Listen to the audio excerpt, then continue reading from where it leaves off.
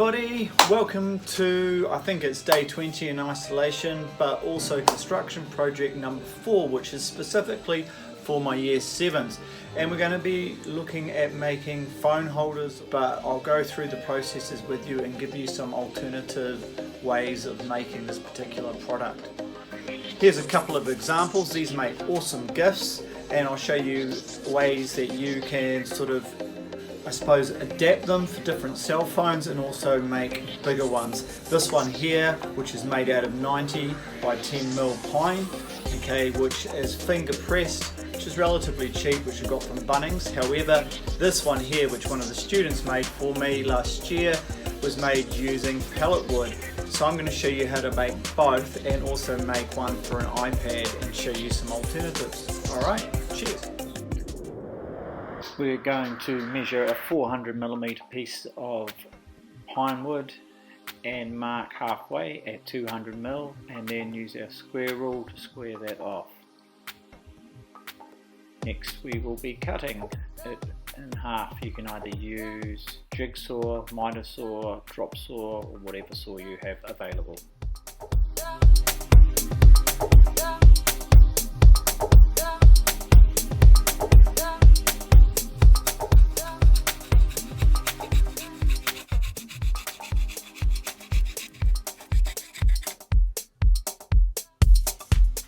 Next you'll take your ruler and you'll measure up 50 and 60mm from the end of the piece of 200mm pine and do the same to the other.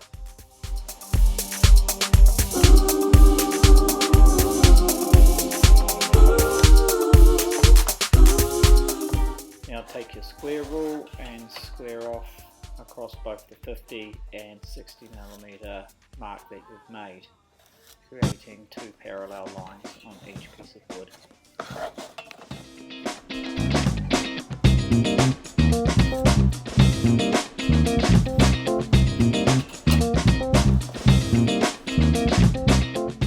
Once you've done that, both find the center and rule a horizontal line in between both of your parallel lines.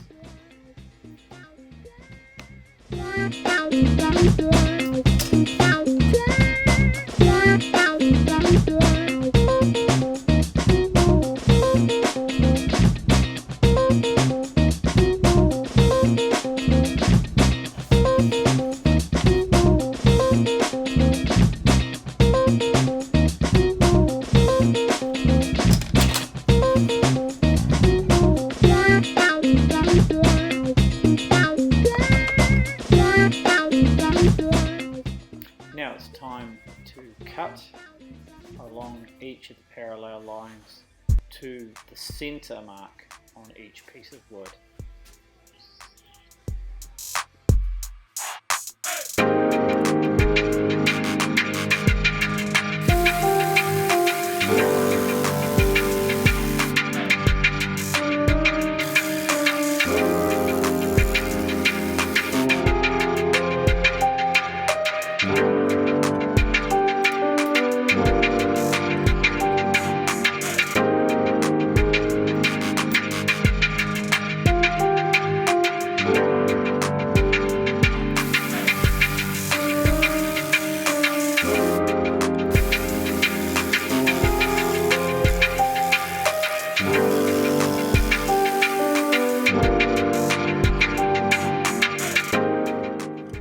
Now you've carefully cut it along both lines to the centre of each piece of wood. Is now to knock it out with a chisel. Ideally I'd be using a 10mm chisel, but in this case I only have a 12, so I'm using it on an angle with the bevel pushing the wood away, and that's out of the piece of wood. Seems to come out nice and easy as we are chiseling across the grain.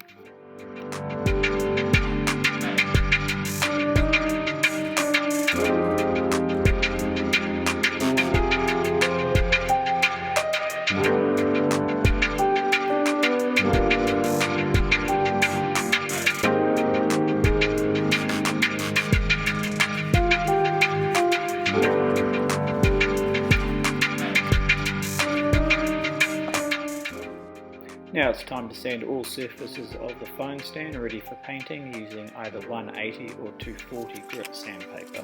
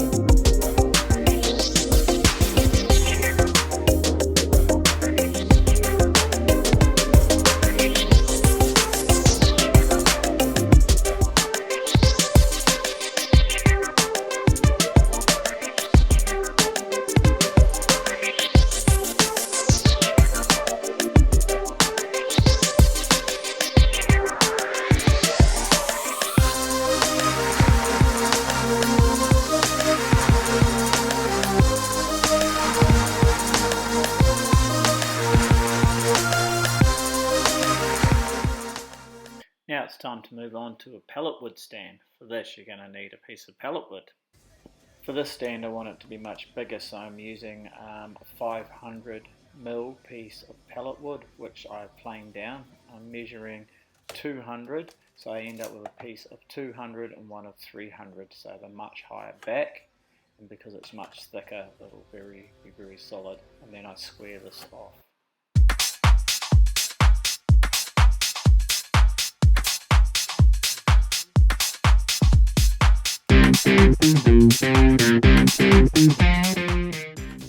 I'll repeat the same process as I did with my other one, measuring up 50mm, but rather than going to 60 I need to go up to the thickness of the piece of wood, which in this case is 18mm. So you need to check each piece of timber individually as they are all different.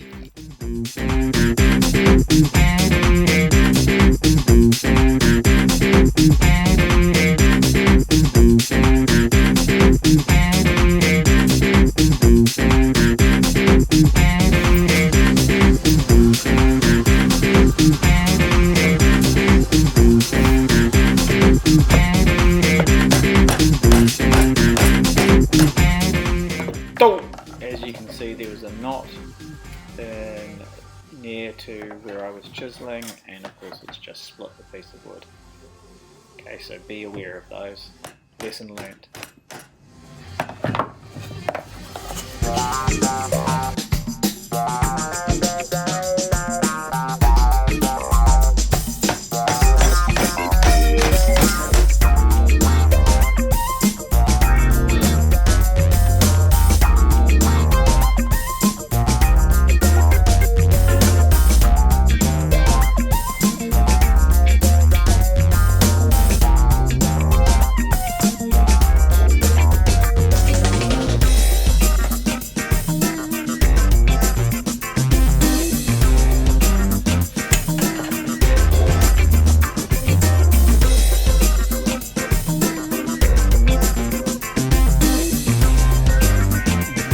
This is not recommended, but my kids have both taken all of my craft knives and they've got it together.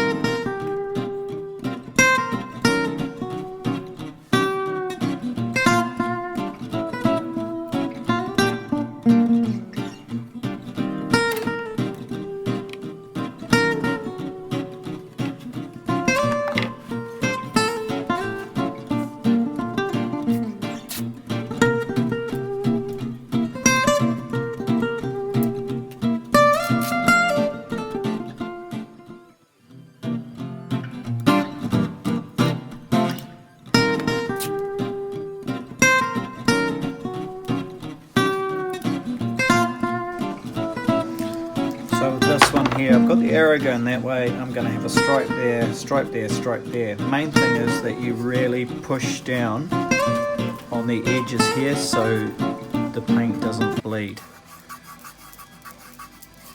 Okay. You can see on this one here, because it wasn't pushed down, you can see that the paint's bled and you haven't got those really straight lines. Okay, really push those down.